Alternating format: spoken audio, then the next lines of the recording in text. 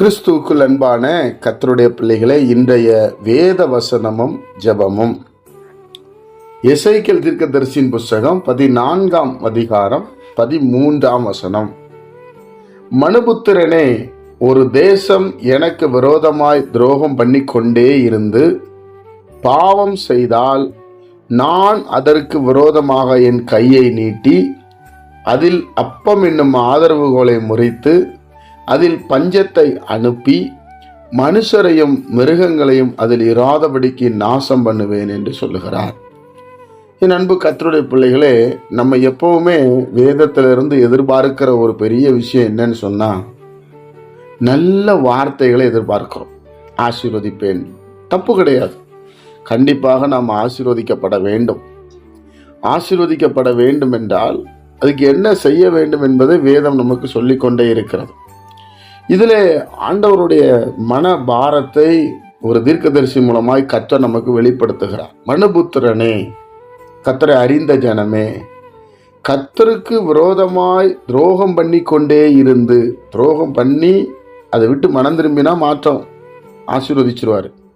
துரோகம் பண்ணி கொண்டே இருந்து பாவம் செய்தால் முதல்ல அவர் செய்கிற காரியம் என்ன தெரியுமா? அவர் கையை நமக்கு விரோதமாய் நீட்டுவாராம். நம்மை உண்டாக்கின தேவன் நமக்கு விரோதமாக கை நீட்டினா நம்ம நல்லா இருக்க முடியுமா? ரெண்டாவது, அப்பம் என்னும் ஆதரவு, சாப்பாடு, உணவு, அதை முதல்ல என்ன பண்ணுவாராம்? தடை பண்ணுவார். இன்னைக்கு நிறைய குடும்பத்தில் ஏன் கடன் பிரச்சனை, போராட்டம், மறுபடி பிரச்சனை மேல பிரச்சனை என்று சொன்னால், நாம் தேவனுக்கு துரோகம் பண்ணக்கூடாது. அப்பம் என்னும் ஆதரவு கோலை முறித்து அதில் பஞ்சத்தை அனுப்பி மனுஷரையும் மிருக ஜீவன்களையும் இராதபடி நாசம் பண்ணுவேன் என்று சொல்லுகிறார். இப்போ நம்மளுடைய முழு ஆசீர்வாதமும், இந்த உலகத்தில் இருக்கப்படுகிற மனிதனுக்கு தேவையான ஆசீர்வாதங்களை அவர் தடை பண்ணுகிறார் என்பதை பார்க்க முடிகிறது.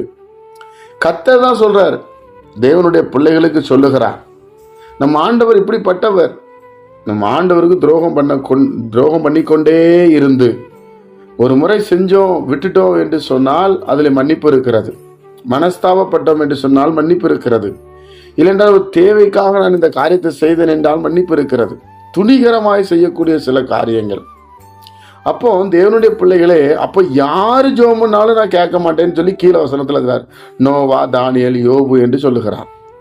அப்போ நம்ம குடும்பம் கஷ்டப்படுகிறது என்றால், நம்ம குடும்பம் பிரச்சனைகளை மாட்டுகிறது என்று சொன்னால், நாம் தேவனிடத்தில் சரியா இருக்கிறோமா என்பதை நாம் பார்க்க வேண்டும்.